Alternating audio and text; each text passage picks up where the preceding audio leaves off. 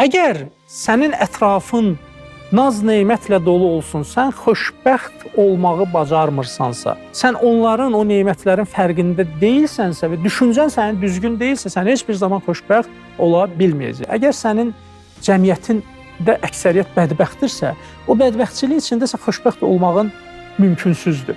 Əgər ətrafında hamı ağrı çəkirsə, hamı dərd içindədirsə, sən o cəmiyyətdə xoşbəxt olmağın həqiqətən də çətindir. Nə qədər insanları özünə bir təhlükəli görürsənsə, bunlar səni narahat eləyən bir amillərdir. Düşüncə və hissin sintezidir xoşbəxtlik. Və bu sənə davamlı bir həzz verir. Yəni, xoşbəxtlik davamlı həzzdən ibarət olan bir həqiqətdir. O da düşüncəni dəyişməklə yaranan bir şey. Deməli, birini xoşbəxt eləmək üçün sən ona xoşbəxt olmaq düşüncəsi necədir, onu başa salmaq lazımdır. Hara köklənmək lazımdır, hansı fikirlərə yönəlmək lazımdır. Tək bir Rövşən Abdulluoğlunun xoşbəxt olması üçün bunun edəcəyi işlərdən biri xoşbəxt bir cəmiyyət yaratmalıdır.